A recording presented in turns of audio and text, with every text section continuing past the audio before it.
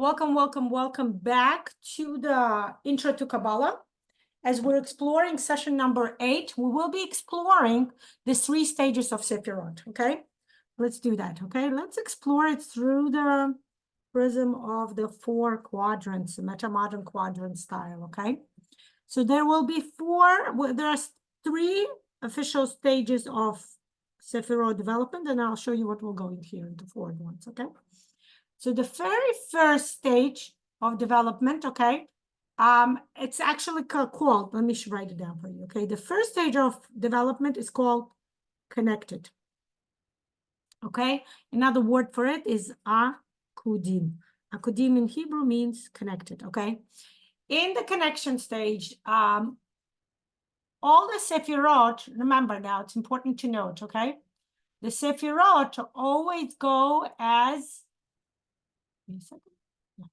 Sefirot always are represented by a circle. If you ever see a Sefirot represented other than a circle, you know that's the wrong source. Don't even go to read that or study that article, okay? The Sefirot must always be represented as a shape of a circle, okay? And remember what we said? We have 10 Sefirot, okay? So Akudim, the connected Sefirot, were represented like this. It was just a bunch of Sefirot connected together. One more, okay? All of them connected together. One bunch. This was the initial stage of development, when all the Sefirot were completely interconnected into a single, inextricable whole. Okay, all Sefirot together were connected, a single inextricable whole, okay? This was the pre-primary stage in Or Ein Sof, okay? If we go to, okay, I'm going to show it to you later, okay? If we go to show you, that give me a second. I'll give you that piece of paper, right? Do you remember this paper from the previous videos, right?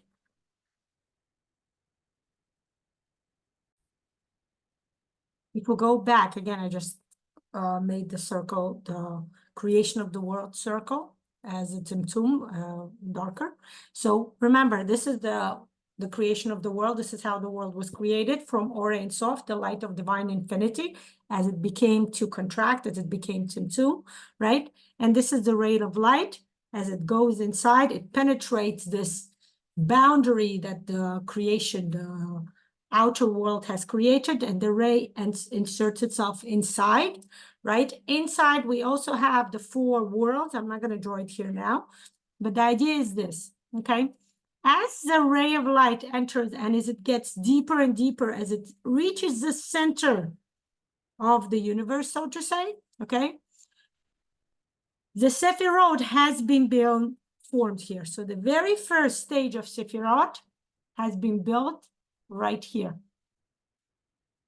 okay?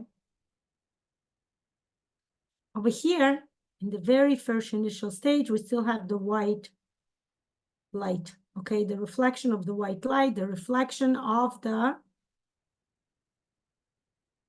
Or Ein Sof, okay?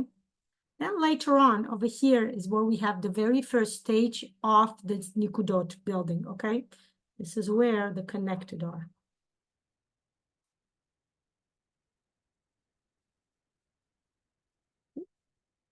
This is the Akudim, or the connected ones. The connected stage of Sefirot. It's interesting to note that all 10 Sefirot here are connected like into one lump, okay? They cannot separate from each other, okay? So when the Sefirot emerge in the empty space, they're completely connected, and each Sefirah cannot act interdependently. Each Sefirah cannot act on their own. They cannot express themselves because they're bound to be all together. So in idea, in principle, unity is good, but this complete unity, when everything is connected together all the time, it leads to the fact that it's impossible to move forward and advance. And that does not work out in a practical sense, right? So what happens is that the divine providence uniting the Sefirot, right? In a practical human terms, I would say, if we talk about the human human lifespan, right? Those of you who watched my meta-modern quadrants, right, remember that the human lifespan, this is referred as the childhood, right? And that's what it is. Childhood is about what? The child be completely completely dependent and connected to their parents, right? And that's the idea. At this stage, the Nikodot are completely connected, but there's no room to move. There's no room for independence. There's no room for free thinking. There is no room for advancing, and that's the main stage. So they go further. They get to the next stage, okay? In the next stage, what do? They kind of float all over the place, right here, okay? The next stage is Sefirot completely disconnect and separate from each other.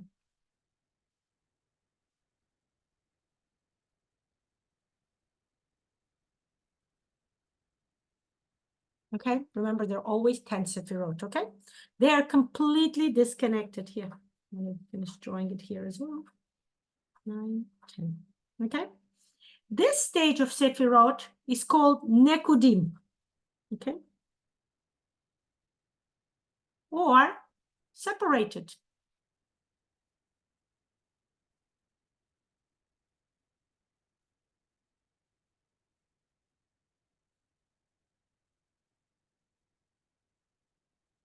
Separated or dotted. Another way to call it would be dotted. Because each dot is a separate entity, and they're very happy, and they're, most important, they're very proud that they are an entity of their own. They're not bound to each other. They're not bound to anyone else. They're on their own, free flowing, free spacing, right? It's called dotted or nekudim. Okay.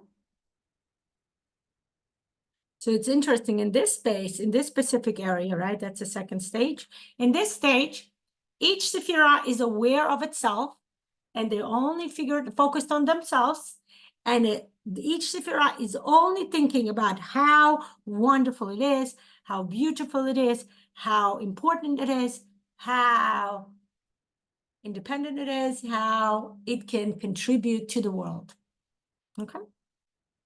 And of course, it's great because this provides the opportunity for movement, for development, for independence, for awareness of one specific value.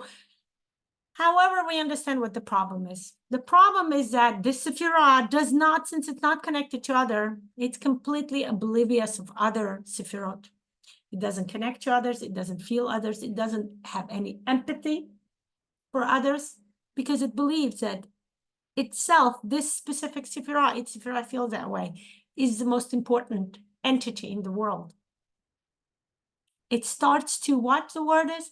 Absolutize themselves, absolutize its own concepts. This is a very important stage to remember. All three stages are important because that's how they go from one stage to another, okay? And important to understand that since Sefirot, remember what they are, their representation, they bring forward the reflection of the light of the divine infinity. They're elements of divine governance of the world. Yet remember, they all represent very positive and good qualities. They represent kindness, justice, beauty, realism, feeling honor, right? Feeling understanding something, right? However, if each one feels that they're absolutizing themselves, each one feels like they're the most important one, what will happen? Clashing, right? If one Sefirah says, mercy is the main quality in the world, the second Sefirah says, actually, the main thing in the world is justice. Third thing will say, well, actually, beauty will save the world, and so on and so forth.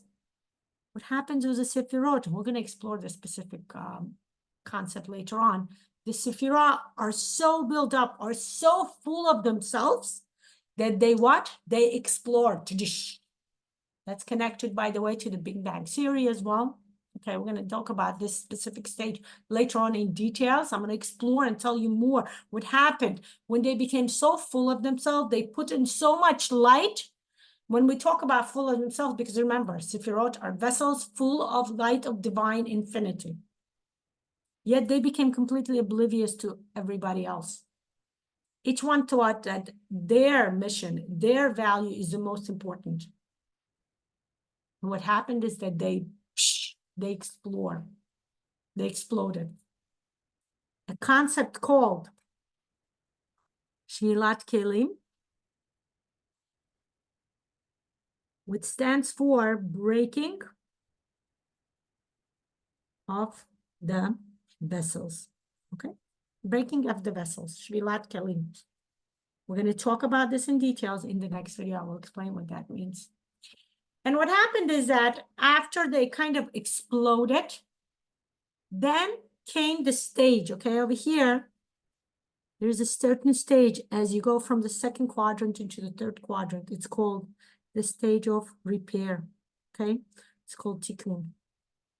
There is a concept called tikkun olam. Tikkun olam is repairing the world. Again, I will discuss more in the next video.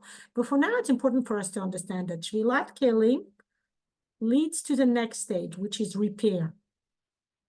The idea that we need to figure out for a way for Sefirot to still contain their values and yet be connected to each other in a way where they're not totally interconnected, where there is no room to breathe, in a way where they're not totally disconnected from each other. But there is a need for a structure. The word structure comes very important in here, okay? The word structure is the main idea in the third stage, the main and the main, this is the last stage of the Sefirot, okay? It's called, this third stage is actually called,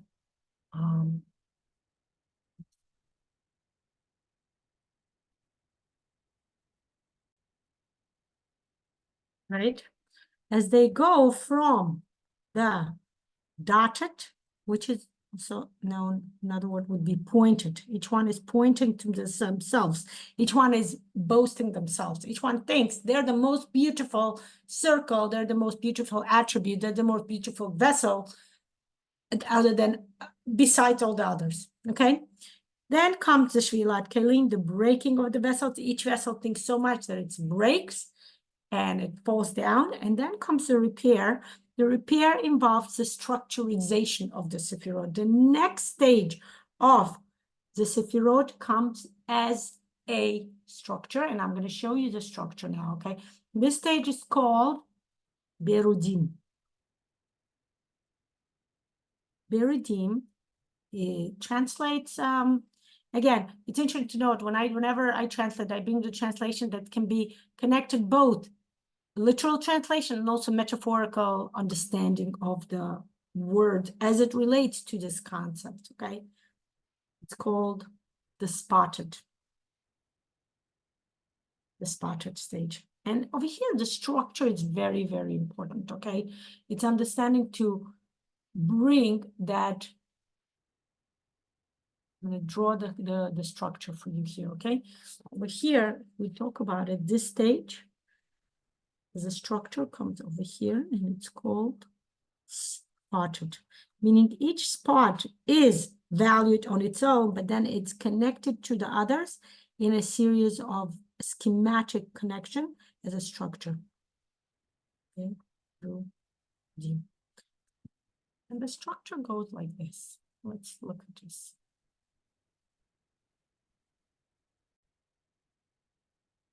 And it's important to start understanding. This is what the structure of the Sefirot looks like, okay?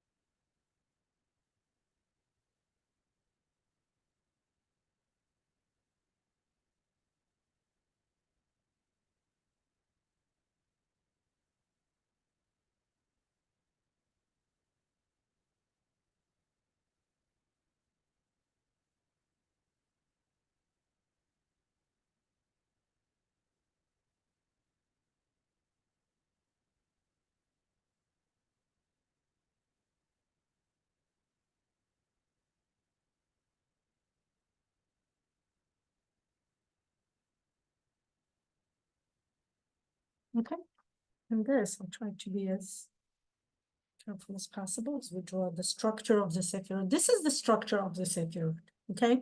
This is how the Sefirot were taken. Each one is a distinct attribute, yet they're all connected schematically in a certain way. And this is what we will be learning in the NeuroSefirot course, exactly what each Sefirah is, what it represents, why it stands here, what it yields, because there are two Sefirot in one area, and then they bring something else, and there are two more Sefirot, they bring something else, two more bring something else, and something else. And the end will be over here is Malchut. It starts with Keter. And that's the idea that all Sefirot work together. Notice they're all connected to each other.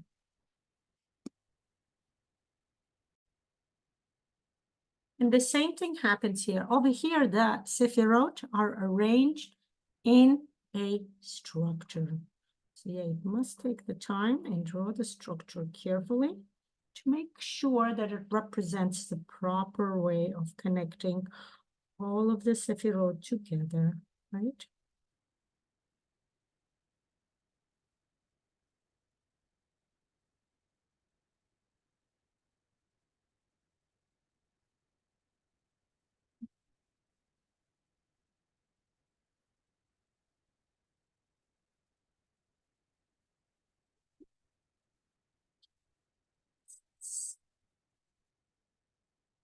Okay, again, you can ask me, you can say, Lana, how come there are 11?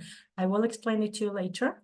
This is what we will be learning. I will explain to you as I explain each Sephira separately, that I will explain that this Sephira, okay, so if we put numbers, then that's how we count it. 1, 2, 3. This one doesn't have a count. 4, 5, 6, 7, 8, 9, and this is 10. Okay, this is how it goes. This is the sequence of Sefirot. This is like not a complete Sefirot. Sometimes it's shown as a dotted Sefirot. Okay, and this is a full. This is a super Sefirot. It's bigger than all the others. Okay.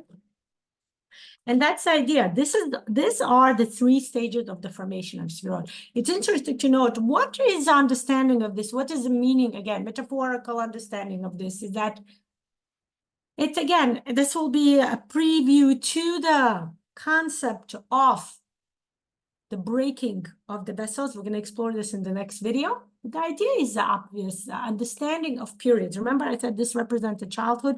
Of course, what does this represent? Even if you're not familiar with the my meta-modern, this is one of my favorite quadrants, by the way. This represents the teenagers, right? Teenagehood, right? When children have to fully separate themselves from the parents, right? If you say black, they will say white. If you say white, they will say black. They will say the total opposite of what you're saying. They will do opposite of what you're asking. That's the way. They don't understand yet fully, but somehow they feel they need to fully separate. But they also tend to think similar, right? They tend to think they know everything, right? They tell you, I have teenagers, I know. They tell you they know better than you do. They understand the world better. You don't understand anything, right? That's what it is. They think they are complete on their own. They think that they can function without you. They will completely disintegrate from their parents. At least they will really try, right? And that's understanding. However, this stage represents what? Adulthood. Adults. Adults are like what? Adults are structured. The true adults have structure. They understand it. You must work on the structure, like I mentioned before to somebody else, right? That as a family, let's take the family system as an example. In the family system, we have all kinds of family members. We have grandparents, we have parents, we have mother, we have father, we have a child, we have a sibling, right? Or siblings, right?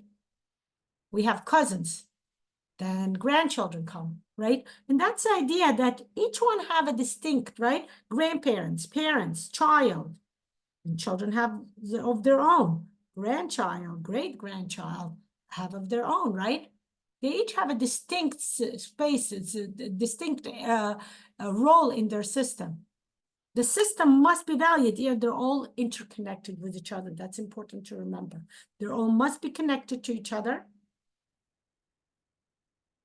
and they must work in a system. A grandparent can act like a grandchild. A mother can should not act like a father. A father should not act like a mother, right? This is, I actually have an open video on family systems if you want to watch the rules of how the family systems operate, right?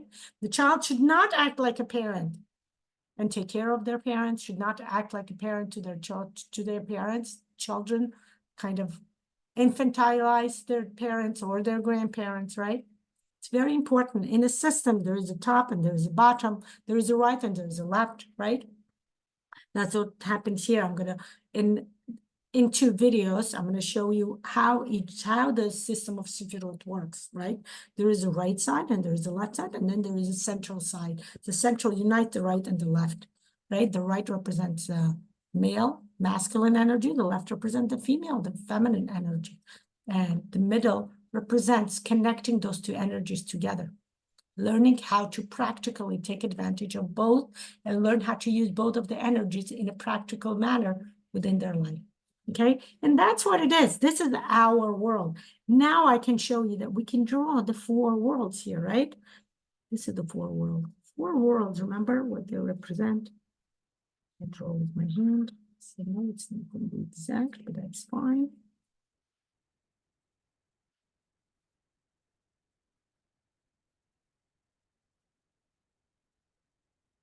Okay, remember the 4 worlds?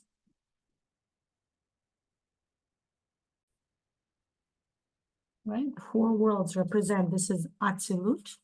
Okay.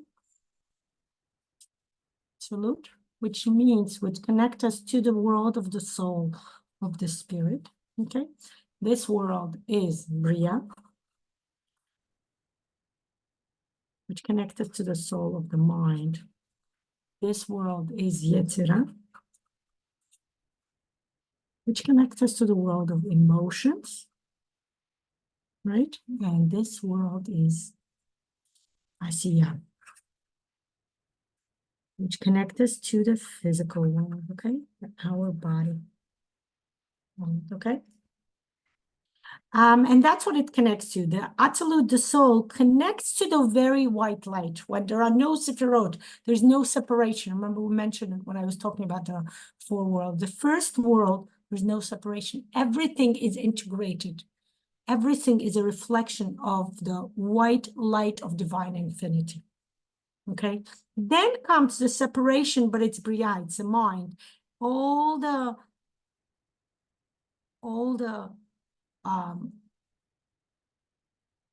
dots are connected together.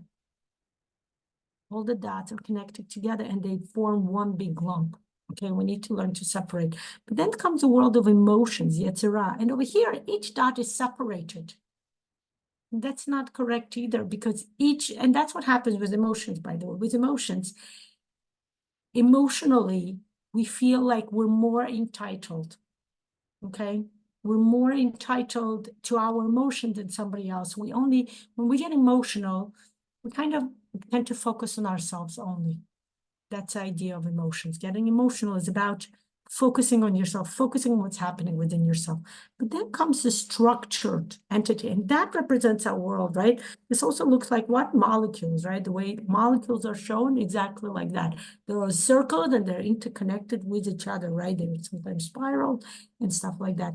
And that's the idea of Asiya, of the physical world. In the physical world, we are connected with each other in a structured way. We must act like adults in order for us to reach our goal. We must act like adults. We must act in a way where we follow a certain structure to reach the results. Okay. Again, I will bring further on the explanation and the examples of how we can, what each Sefirah is and how we can use each Sefirot as a practical guidance. Okay. And that's the idea that this brings what? Adulthood is about structure, like I said, and it's about what? Balancing, learning to balance oneself, okay? And that's the idea, okay? And that's, again, showing us the parallel, the metaphorical understanding of how it connects us to the way life works, to the way we further develop in life, okay? In first stage, we always connected with our parents. We cannot disconnect from them because they're an important source of support, nutrition, nourishment, right? Resources, basically. Over here, we want to completely and fully separate ourselves. However, it doesn't always work, right? Because we understand that we as adults, because we here are adults, we understand that this doesn't work. But teenagers, that's what they think. They're full of themselves and they think they don't need anybody or anything, right? And then comes adulthood, learning how to connect to others, learning how to survive with others, learning how to function with other members of the community, and together form a structure where each one is valued, but working together, they contribute to the overall necessary structure of repairing the world, tikkun olam. We're going to talk about this later on, okay? Over here, this is empty because this is the fourth quadrant, always represents the future, okay? The future is the perfect world. I don't know if that ever exists, but it's this idea that we are all striving, right? Building the structure will bring us to building the world. The world where, you know, this is a messianic world. The world where everything will be great. Everything will be fine. Everything will be, and there is a question where it will be structured. Sefirot may be structured a bit different. Okay, so I will show you. Based on my learning, the Sefirot will structure like a circle. Yeah, we'll go back to the circle. But the Sefirot will work like this also. It's one of the explanations that I read. This is the way the Messianic world is represented, right? Yeah, where all 5 Sefirot are connected together and they function together. They function, but they're connected in a circle. They see each other. Notice they see each other. They're all connected with each other. And they are there's also like one explanation could be it goes like circles, many circles, but another explanation would be also it goes as a spiral, okay? Because the spiral does belong in here, okay? So that's another way, okay? That's another explanation. There are many various, you know, nobody really knows. People learn. I've been learning a lot. That's one of the explanations. I'm just going to leave you there because there are many various ways of explaining, but one of the way would be over here. Okay. Okay. So I'm looking forward to seeing you at the next video. Again, welcome to come and study. You're welcome to learn. In the NeuroSefirot course, we're actually going to explore each Sefirah separately. And of course, we're going to connect it to the NeuroGraphic method. We're going to draw a NeuroGraphic drawing to fully integrate and balance that Sefirah in our life for a better connection to life and a better integration of our goal into our life, realization of the goal, okay? The website is NeuroGraphicaUSA.com, and you can also try LanaShalom.com. Thank you for joining me.